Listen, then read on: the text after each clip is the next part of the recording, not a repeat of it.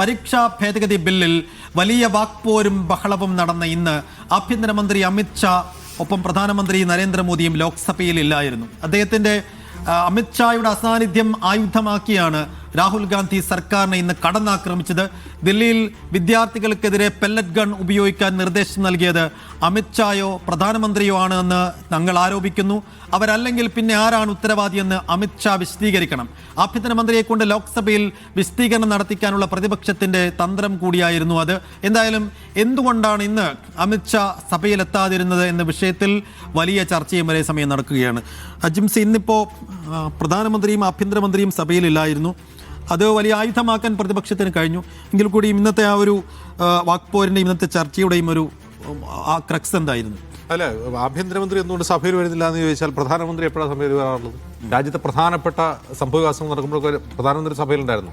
മണിപ്പൂർ കത്തിയെറിഞ്ഞുകൊണ്ടിരിക്കുമ്പോൾ സഭയിൽ പ്രധാനമന്ത്രിയുടെ ഒരു സ്റ്റേറ്റ്മെന്റ് വേണമെന്ന് പ്രതിപക്ഷ എത്ര ആവശ്യപ്പെട്ടു.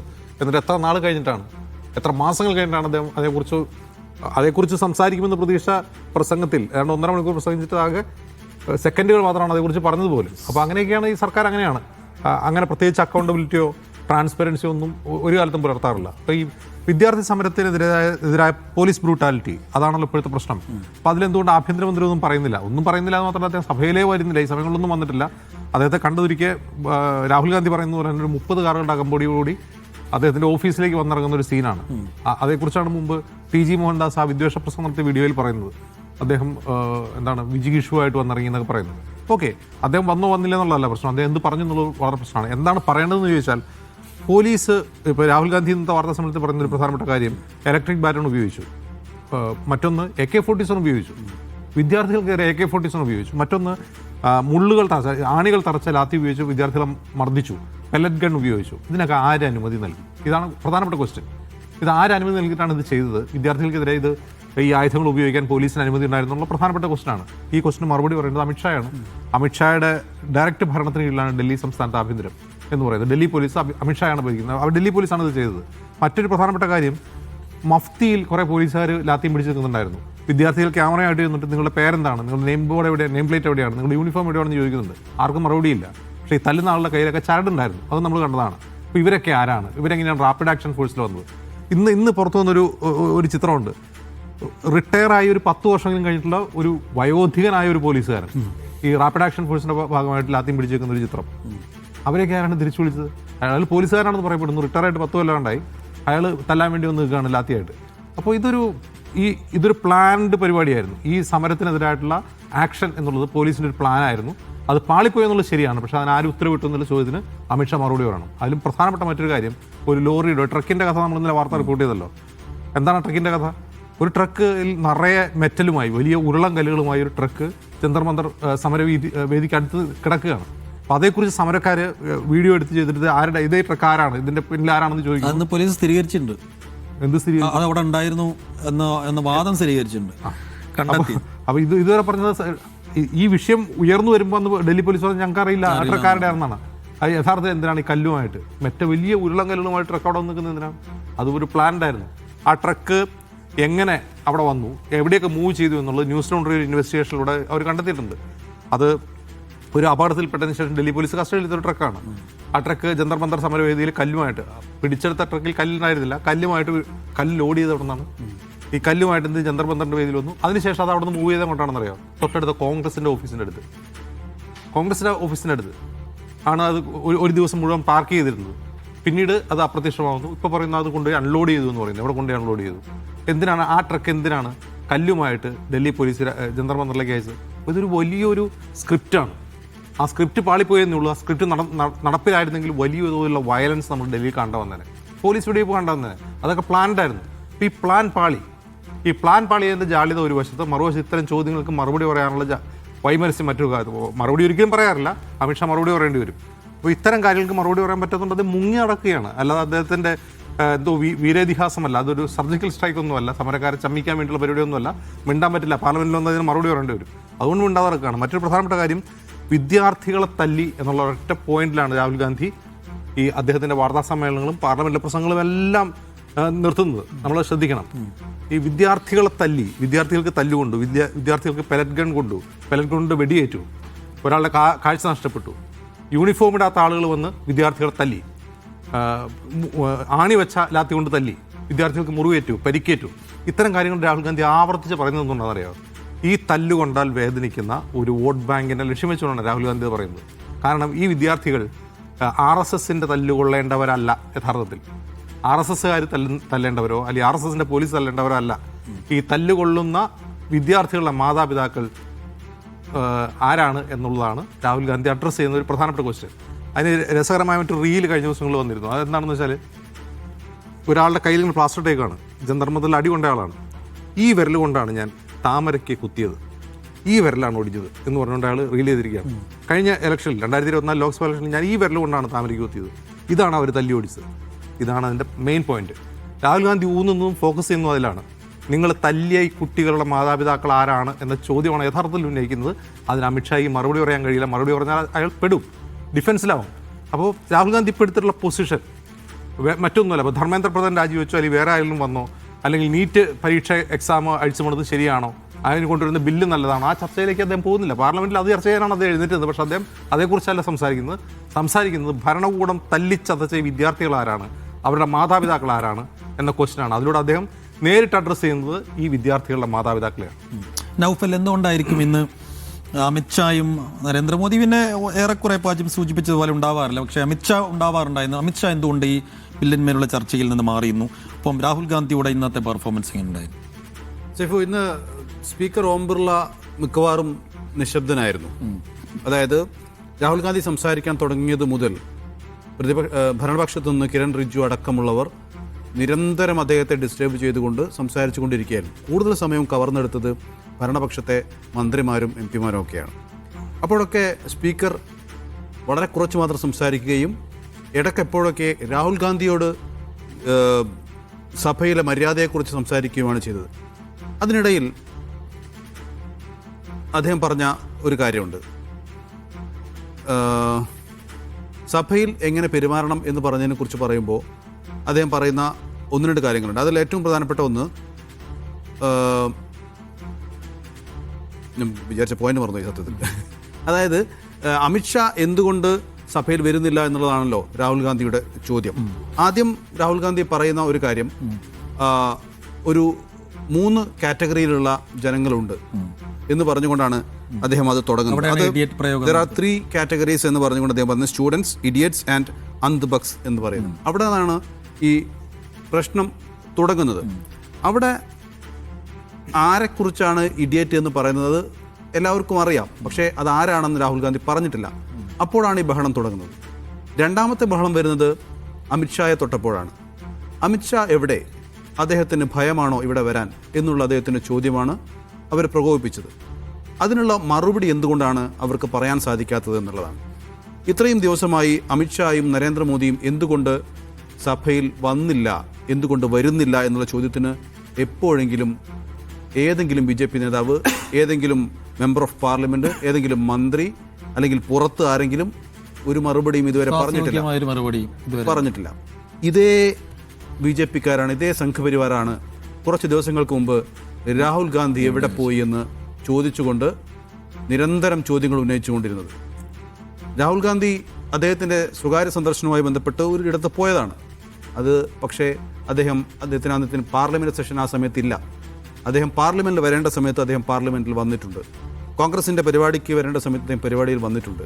ചാത്രോം കി ഗൂഞ്ച് എന്ന് പറയുന്ന പരിപാടി നടത്താൻ വേണ്ടി അദ്ദേഹം രാജസ്ഥാനിലെ കോട്ടയിൽ പോയിട്ടുണ്ട്. ഈ പരിപാടികളൊക്കെ അദ്ദേഹം സംബന്ധിച്ചിട്ടുണ്ട്. പക്ഷേ ജൂലൈ 18 ശേഷം നരേന്ദ്രമോദിയുടെ ഫേസ്ബുക്ക് പേജും ഇൻസ്റ്റാഗ്രാമും അദ്ദേഹത്തിൻ്റെ എക്സ് അക്കൗണ്ട് എടുത്തു നോക്കൂ. ജൂലൈ 18 ശേഷം ഒരു പൊതുപരിപാടിയിലും അദ്ദേഹം സംബന്ധിച്ചിട്ടില്ല. അദ്ദേഹം ആകെ സംബന്ധിച്ചത് നമ്മുടെ സ്കൈ റൂട്ടിൻ്റെ മേധാവികളുമായുള്ളൊരു ഇൻട്രാക്ഷൻ മാത്രമാണ് അദ്ദേഹം പങ്കെടുത്തത്.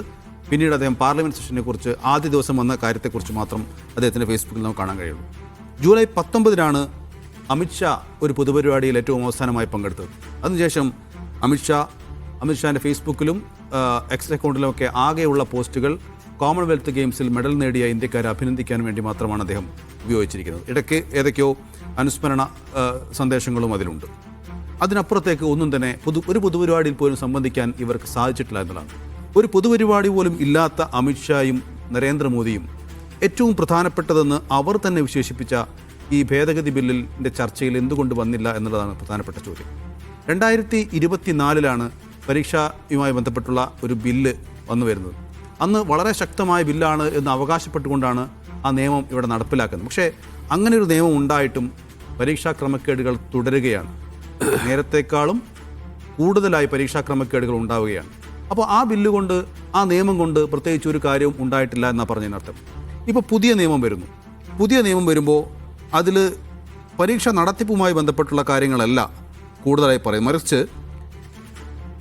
ശിക്ഷാ നടപടികളെക്കുറിച്ചാണ് കൂടുതലായി പറയുന്നത്. അതിൽ 1-2 ഭേദഗതികളെക്കുറിച്ച് ഞാൻ പറയാം. 2024 ഒരു വ്യക്തി ഒരു മാൽ പ്രാക്ടീസ് നടത്തി കഴിഞ്ഞാൽ അദ്ദേഹത്തിനെതിരെ 5 വർഷവും തടവും 10 ലക്ഷം രൂപ പിഴയുമാണ് ശിക്ഷയെങ്കിൽ, പുതിയ ഭേദഗതി അനുസരിച്ച് അത് 10 വർഷം തടവും 50 ലക്ഷം രൂപ പിഴയും എന്നുള്ളതാണ്. ഒരു സംഘടിതമായ ക്രമക്കേടാണ് നടന്നതെങ്കിൽ നേരത്തെ അത് 10 വർഷവും 1 കോടിയുമാണ് ശിക്ഷയെങ്കിൽ ഇപ്പോഴത് 7 വർഷവും 10 കോടിയുമായി ശിക്ഷ വർദ്ധിപ്പിച്ചിരിക്കുന്നു. പിന്നെ ഒരു പരീക്ഷാ ഏജൻസിയോ അല്ലെങ്കിൽ ഏതെങ്കിലും ഒരു പ്രൊവൈഡറോ ആണ് കുറ്റം ചെയ്യുന്നതെങ്കിൽ 8 വർഷം നിരോധനമാണ് പുതിയ നിയമം. നേരത്തെ അത് 4 വർഷം മാത്രമായിരുന്നു. 5 കോടിയാണ് പുതിയ പിഴ, നേരത്തെ അത് 1 കോടി മാത്രമായിരുന്നു. ഇതാണ് ആകെയുള്ള ഒരു വ്യത്യാസം, ആകെയുള്ള ഒരു ഭേദഗതി. പിന്നെ അന്വേഷണ പരിധിക്ക് സമയം നിശ്ചയിച്ചു. നേരത്തെ സമയപരിധി ഉണ്ടായിരുന്നില്ല. 60 ദിവസം കൊണ്ട് അന്വേഷണം പൂർത്തിയാക്കണം, 3 മാസം കൊണ്ട് കുറ്റപത്രം സമർപ്പിക്കണം തുടങ്ങിയ കാര്യങ്ങളൊക്കെ പറയുന്നു. അതായത് ഒരു കുറ്റം ചെയ്യാൻ തോന്നുന്ന ഒരാൾക്ക്, അല്ലെങ്കിൽ ഇങ്ങനെ ഒരു മാൽ പ്രാക്ടീസ് നടത്താൻ ആഗ്രഹിക്കുന്ന ഒരാൾക്ക് ശിക്ഷയെ പേടിച്ച് അയാൾ ചെയ്യില്ല എന്ന് വേണമെങ്കിൽ നമുക്ക് ധരിക്കാം. പക്ഷേ അത് മാത്രമാണ് ഇതിൽ കാര്യമായൊരു ഭേദഗതി. ഈ ഭേദഗതിയെക്കുറിച്ചൊന്നും സഭയിൽ ചർച്ചയെ വന്നില്ല എന്നുള്ളത് വേറൊരു കാര്യം. സാധാരണ ഒരു നിയമവുമായി ബന്ധപ്പെട്ട ഭേദഗതി വരുമ്പോൾ അതിൻ്റെ ഓരോ ക്ലോസും എടുത്തുകൊണ്ടുള്ള ചർച്ചകൾ ഉണ്ടാകാറുണ്ട്. പക്ഷേ അവിടെ നടന്നത് അതിന് പുറത്തുള്ള ചർച്ചകളായിരുന്നു. പക്ഷേ അത് ഏറ്റവും പ്രധാനപ്പെട്ട പൊളിറ്റിക്കലി പറയേണ്ട ചർച്ചകൾ കൂടിയായിരുന്നു. പക്ഷേ അതിനൊന്നും മറുപടി പറയാൻ അമിത്ഷാ ഉണ്ടായില്ല എന്നുള്ള ഞാൻ നേരത്തെ പറയാൻ വിചാരിച്ച കാര്യത്തിലേക്ക് തിരിച്ചു വരാം. ഇപ്പോൾ എനിക്ക് എൻ്റെ ഓർമ്മ വന്നു. അതായത് സ്പീക്കർ പറഞ്ഞൊരു കാര്യമുണ്ട്. ഈ അമിത്ഷായുമായി ബന്ധപ്പെട്ട ചർച്ച നടക്കുമ്പോൾ അദ്ദേഹം പറയുന്നു, ഇത് ഹോം മിനിസ്റ്ററെയൊക്കെ സംബന്ധിച്ച ഒരു ബില്ലല്ലോ, പിന്നെ എന്തിനാണ് ഹോം മിനിസ്റ്ററെ ഈ വിഷയത്തിൽ കൊണ്ടുവരുന്നതെന്ന് സ്പീക്കർ ചോദിക്കുകയാണ്. അപ്പോൾ അവിടെ ഏറ്റവും പ്രധാനപ്പെട്ട ഉത്തരം പറയേണ്ട ഒരു വ്യക്തിയാണ് അദ്ദേഹം. നേരത്തെ അജിംസ് ഇവിടെ വിശദമായി പറഞ്ഞല്ലോ, പെല്ലറ്റ് ഉപയോഗിച്ചതിന്, AK-47 ഉപയോഗിച്ച് വെടിവെച്ചതിന്, ആണി നിറച്ച ലാത്തി കൊണ്ട് അടിച്ചതിന്, വേഷം മാറി വന്ന പോലീസുകാർ അല്ലെങ്കിൽ പോലീസുകാരെന്ന വ്യാജേന വന്ന് കുട്ടികളെ അടിച്ചത്, ഇതിനൊക്കെ ഓർഡർ കൊടുത്തത് ആരാണ്? അതിന് ഉത്തരവാദി ഡൽഹി പോലീസ് എന്ന് പറഞ്ഞാൽ ഒരു സംസ്ഥാന പോലീസിൻ്റെ അധികാരമല്ല, അത് കേന്ദ്ര പോലീസിൻ്റെ അധികാരമാണ്. അതിൻ്റെ അധികാരി അമിത്ഷായാണ്, അതിലൊരു തർക്കവുമില്ല. അപ്പോൾ അമിത്ഷാക്ക് അതിൽ പൂർണ്ണമായ ഉത്തരവാദിത്വമുണ്ട്. ആ ഉത്തരവാദി അയാൾ പാർലമെൻറ്റിൽ വന്നിട്ട് മറുപടി പറയാൻ അയാൾ ബാധ്യസ്ഥനാണല്ലോ. എന്തുകൊണ്ട് അദ്ദേഹം വന്നില്ല എന്നുള്ള വളരെ കൃത്യമായ ചോദ്യം. ആ ചോദ്യത്തിന് മറുപടി പറയാൻ കഴിയാതെ ബഹളം വെക്കുകയാണ് ചെയ്തത്. ഈ സ്പീക്കർ പറഞ്ഞ വേറൊരു തമാശ കൂടിയുണ്ട്. അതായത് സാധാരണ നിയമസഭയിലും ലോക്സഭയിലും ഒക്കെ ഒരു അഴിമതി ആരോപണമൊക്കെ ഉന്നയിക്കുമ്പോൾ നോട്ടീസ് നേരത്തെ നൽകണം. ഞാൻ ഇങ്ങനെ ഒരു അഴിമതി, നേരത്തെ PV അൻവറിൻ്റെ കേസിലൊക്കെ ആ വിഷയം നമുക്ക് നിയമസഭയിലേക്ക് ഓർമ്മയുണ്ട്. ഒരു അഴിമതി ആരോപണം ഉന്നയിക്കും, നേരത്തെ നോട്ടീസ് ഉണ്ടെങ്കിൽ അഴിമതി ആരോപണം ഉന്നയിക്കാൻ എഴുതി നൽകണം. പക്ഷേ ഒരു അമിത്ഷാ എവിടെ, അമിത്ഷാ ആണോ ഇത് ഓർഡർ കൊടുത്തതെന്ന് ചോദിച്ചിട്ട് ഒരു ആരോപണം ഉന്നയിക്കുമ്പോൾ സ്പീക്കർ പറയാണ്, സ്പീക്കർക്ക് നേരത്തെ ഒരു സ്ലിപ്പ് കൊണ്ടുവന്ന് കൊടുക്കുകയാണ്. ആ സ്ലിപ്പ് വായിച്ചിട്ട് ഉപരി പറയാണ്, നേരത്തെ നോട്ടീസ് നൽകാതെ ഇങ്ങനൊരു ആരോപണം ഉന്നയിക്കാൻ പാടില്ല എന്ന് സ്പീക്കർ പറയാണ്. അപ്പോൾ അങ്ങനെ സ്പീക്കറും ഭരണപക്ഷവും ഒരു ഭാഗത്ത് പൂർണ്ണമായും നിലകൊള്ളുകയും ഇപ്പുറത്ത് രാഹുൽ ഗാന്ധി നിൽക്കുകയും അങ്ങനെ രാഹുൽ ഗാന്ധി പ്രസംഗം പിന്നെ എന്താ പറയുക പൂർത്തിയാക്കാൻ അവസരം നൽകാതെ മുടക്കുകയാണ് ചെയ്തത്. ഇതിലൊരു രാഹുൽ ഗാന്ധിയോടുള്ള ഒരു പ്രയാസം എന്ന് പറയുന്നത്, രാഹുൽ ഗാന്ധിക്ക് അദ്ദേഹത്തിന് ആ സ്പീച്ചിൽ ഒരുപാട് കാര്യങ്ങൾ അദ്ദേഹം പറയാൻ ഉദ്ദേശിച്ചിട്ടുണ്ടാകും. അത് അദ്ദേഹത്തിന് പൂർത്തിയാക്കാൻ കഴിഞ്ഞിട്ടില്ല. അദ്ദേഹം അദ്ദേഹത്തിൻ്റെ പ്രസംഗത്തിൻ്റെ ഒരു ഘടനാപരമായ പ്രശ്നമുണ്ട് എന്ന് എനിക്ക് തോന്നുന്നു. ഇപ്പം അമിത്ഷായാണ് ഈ ഓർഡർ നൽകിയത് എന്ന് രാഹുൽ ഗാന്ധി പറയുന്നു. പക്ഷേ അമിത്ഷാ അത് ഓർഡർ നൽകാൻ അമിത്ഷാ എങ്ങനെയാണ് കാരണക്കാരാവുന്നത് എന്ന് വിശദീകരിക്കാൻ അദ്ദേഹത്തിന് സമയം അവിടെ കിട്ടുന്നില്ല. അപ്പോൾ അത് ടാക്ടിക്കലായി എങ്ങനെ പറയാം എന്നുള്ളതിനെക്കുറിച്ച് രാഹുൽ ഗാന്ധി ചിന്തിച്ചിട്ടില്ലേ എന്ന് ഞാൻ ശങ്കിക്കുന്നു. കാരണം അതിനുശേഷം അദ്ദേഹം ഇടയ്ക്ക് പറയുന്നുണ്ട്, ഈ സേനകളുടെയൊക്കെ അധികാരി അമിത്ഷായും ആഭ്യന്തരമന്ത്രിയും പ്രധാനമന്ത്രിയുമാണ് എന്ന് അദ്ദേഹം പറയുന്നുണ്ട്. ആ കാര്യം ആദ്യം പറഞ്ഞ് ഇതിലേക്ക് വന്നിരുന്നെങ്കിൽ ഒരുപക്ഷെ ഭരണപക്ഷത്തിന് ചോദ്യം ചോദിക്കാനുള്ള അവസരം പോലും ഉണ്ടാകുമായിരുന്നില്ല എന്നതാണ്. അപ്പം അത്തരം കാര്യങ്ങളിൽ കൂടി രാഹുൽ ഗാന്ധി ശ്രദ്ധിച്ചിരുന്നെങ്കിൽ കുറച്ചുകൂടി നന്നായി പെർഫോം ചെയ്യാൻ പറ്റുമായിരുന്നു എന്നൊരു അഭിപ്രായം കൂടി എനിക്കുണ്ട്. നിഷാദ്, പ്രതിപക്ഷത്തെയും രാഹുലിനെയും പരമാവധി അവഗണിച്ച് വിടുക എന്ന തന്ത്രമാണ് പയറ്റിയതെന്ന് BJPക്കാർ പറയുന്നുണ്ട്. ഇനിയിപ്പോൾ അത് തന്ത്രമാണെങ്കിലും ഒളിച്ചോട്ടാണെങ്കിലും രണ്ടിനെയും എക്സ്പോസ് ചെയ്യാനെന്ന് രാഹുലിന് കഴിഞ്ഞോ, പ്രതിപക്ഷത്തിന് കഴിഞ്ഞോ? ബി ജെ പിയെ സംബന്ധിച്ച് അവർ നേരിടുന്ന പ്രധാനപ്പെട്ട പ്രശ്നം ഇതിന് അവർക്ക് മറുപടി പറയാൻ പറ്റില്ല. എന്ത് മറുപടി കൊടുത്താലും അവർ ലോക്കാവും എന്നുള്ള സീനകത്തുണ്ട്. അതായത് ഞാനല്ല ഉത്തരവ് കൊടുത്തത് പെല്ലറ്റ് ഗൺ ഉപയോഗിക്കാൻ, ഞാനല്ല ഉത്തരവ് കൊടുത്തത് മുള്ളു വെച്ച് ലാത്തിക്കടിക്കാൻ, ഞാനല്ല ഉത്തരവ് കൊടുത്തത് AK-47 ഉപയോഗിക്കാൻ എന്ന് അമിത്ഷായ്ക്ക് പറയാൻ പറ്റുമോ? ഏതെങ്കിലും ഒരു ആഭ്യന്തരമന്ത്രിക്ക് തൻ്റെ കയ്യിലുള്ള ഒരു സേന, അർദ്ധസൈനിക സേന ഒരു പ്രത്യേക ആക്ട് നിർവഹിച്ചത് ഞാൻ പറഞ്ഞിട്ടല്ല എന്ന് വെച്ചാൽ പിന്നെ താൻ എന്തിനാണ് ആ ഓഫീസിലിരിക്കുന്നത് എന്നാണ് ജനം ചോദിക്കുന്ന അടുത്ത ചോദ്യം. സോ അതുകൊണ്ട് ആ ചോദ്യത്തിന് ഞാനല്ല എന്ന് മറുപടി പറയാൻ പറ്റില്ല. ഞാനാണ് എന്ന് പറയാൻ പറ്റുമോ? ഇങ്ങനെ മുള്ളു വെച്ച് ലാത്തി കൊണ്ട് അടിക്കാൻ, പെല്ലറ്റ് ഗൺ പ്രയോഗിക്കാൻ നിയമമില്ല. നിയമവിരുദ്ധമായിട്ടുള്ള ആ പ്രക്രിയയ്ക്ക്, പ്രവർത്തനത്തിന് നിങ്ങൾ എന്തിന് അനുമതി കൊടുത്തു എന്ന ചോദ്യവും ഉയർന്നു വരികയായി. അപ്പോൾ ഒരു നിലയ്ക്കും ഉത്തരം പറയാൻ കഴിയാത്ത ഒരു വിഷമസന്ധിയിലാണ്. രണ്ടാമത്തത് എന്താണ്? ഇതിനെക്കുറിച്ചൊക്കെ നല്ല ധാരണയുള്ള മനുഷ്യരാണ് ഈ സമരരംഗത്തുള്ളത്. അപ്പോൾ അവരിതെല്ലാം വളരെ കീനായിട്ട് ഒബ്സർവ് ചെയ്തുകൊണ്ടിരിക്കുകയാണ്. അവിടെ പോയി എന്ത് പറഞ്ഞാലും അബദ്ധത്തിലാകുമെന്ന് അറിയാവുന്നതുകൊണ്ട് ഒളിച്ചോടുകയാണ്, ഭയന്ന് പുറത്തിരിക്കുകയാണ്. ഇപ്പോൾ സിംപ്ലി നേരത്തെ പറഞ്ഞില്ലേ, മണിപ്പൂരുമായി ബന്ധപ്പെട്ട പ്രശ്നമുണ്ടായി, മണിപ്പൂരിൽ വലിയ കലാപം ഉണ്ടാവുകയും ആളുകൾ കൊല്ലപ്പെടുകയും ചെയ്തപ്പോൾ നരേന്ദ്രമോദിയോട് നിങ്ങൾ ഉത്തരം പറയണമെന്ന് പറഞ്ഞു. അദ്ദേഹം മിണ്ടിയില്ല. അദ്ദേഹം 78 82 ദിവസം കഴിഞ്ഞാണ് മിണ്ടിയത്. എപ്പോഴായിരുന്നു? അവിടെ 2 സ്ത്രീകളെ നഗ്നരാക്കി ആൾക്കൂട്ടം ഓടിക്കുന്ന ദൃശ്യം പുറത്തു വരികയും അത് ലോകമാകെ വലിയ ഞെട്ടൽ രേഖപ്പെടുത്തുകയും ചെയ്തപ്പോൾ രാജ്യത്തിൻ്റെ ഭരണനായകന് മിണ്ടാൻ പറ്റാത്ത അവസ്ഥ വന്നു, മിണ്ടാതിരിക്കാൻ പറ്റാത്ത അവസ്ഥ വന്നു. അദ്ദേഹം അപ്പോൾ ഇത് ഹൃദയവേദന ഉണ്ടാക്കുന്ന കാര്യമാണ് എന്നൊരു പ്രതികരണം നടത്തി. പിന്നൊന്നും മിണ്ടിയിട്ടില്ല. പക്ഷേ അദ്ദേഹത്തിൽ നിന്ന് വേണ്ട പ്രതികരണം അതല്ലല്ലോ. അദ്ദേഹത്തെ കൊണ്ട് പ്രതികരിപ്പിക്കാൻ വേണ്ടി എന്താ ചെയ്തെന്നറിയാം? അവസാനം ഈ സർക്കാരിനെതിരെ ഒരു അവിശ്വാസ പ്രമേയം കൊണ്ടുവന്നു. അവിശ്വാസ പ്രമേയം കൊണ്ടുവന്നാൽ ആ പ്രമേയത്തിൻ്റെ ഒടുക്കം പ്രധാനമന്ത്രി മറുപടി പറഞ്ഞ് സംസാരിക്കണം. അത് ചട്ടമാണ്. ആ അവിശ്വാസ പ്രമേയം കൊണ്ടുവരേണ്ടി വന്നു. മണിപ്പൂർ പോലൊരു സ്ഥലത്ത് സഹോദരങ്ങൾ കൊല്ലപ്പെടുന്ന വിഷയത്തിൽ രാഷ്ട്രത്തിൻ്റെ ഭരണനായകൻ ഒരു മറുപടി പറയാൻ അദ്ദേഹം വന്നു. ആ മണിക്കൂറുകളോളം ആ പ്രമേയം ചർച്ച ചെയ്തു. അതിനൊടുക്കം അദ്ദേഹം മറുപടി പറയുന്നു. ശ്രദ്ധിക്കേണ്ട ഒരു കാര്യമുണ്ട്, ആ മണിക്കൂറുകൾ ആ പ്രമേയത്തിന്മേൽ ചർച്ച നടക്കുമ്പോൾ പ്രധാനമന്ത്രി സഭയിലില്ല. അദ്ദേഹത്തിന് മറുപടി പറയേണ്ടതിൻ്റെ 3 മിനിറ്റ് മുമ്പ് അദ്ദേഹം സഭയിലേക്ക് കടന്നു വരുന്നു. അദ്ദേഹം അതിന് മറുപടി പറയാൻ തുടങ്ങുന്നു. കോൺഗ്രസിൻ്റെ പഴയ കാലം, രാഹുൽ ഗാന്ധി, കോൺഗ്രസ് ചെയ്തിട്ടുള്ള കുഴപ്പങ്ങൾ, 1.25 മണിക്കൂർ മാത്രം. അവസാനത്തെ എന്താണ്? അവസാനം അദ്ദേഹം ഈ ഉണ്ടായിട്ടുള്ള സംഭവങ്ങൾ നിർഭാഗ്യകരമാണ്, പരിഹരിക്കാൻ ആവശ്യമായ നടപടി സ്വീകരിക്കുന്ന ലഘുവാചകത്തിൽ പറഞ്ഞ് അവസാനിപ്പിച്ച് ഇറങ്ങിപ്പോയി. അപ്പോൾ പാർലമെൻറ്റ് എന്ന് പറഞ്ഞാൽ ജനാധിപത്യത്തിൻ്റെ വലിയ എന്താണ് ഒരു പ്രധാന കേന്ദ്രമാണ്. ജനാധിപത്യത്തെ നിങ്ങൾ ഇരുട്ടിലാക്കിയ അടിയന്തരാവസ്ഥ കാലത്തെക്കുറിച്ചും അതിനെതിരെ സംഘം നടത്തിയിട്ടുള്ള സമരങ്ങളെക്കുറിച്ചും എപ്പോഴും വലിയ വർത്തമാനം പറഞ്ഞവരാണ്. അവർക്ക് ജനാധിപത്യത്തിൻ്റെ ആ സ്പേസ് അവർക്ക് ഇരിക്കാൻ പറ്റുന്ന ഒന്നല്ല. കാരണം എന്താണ്?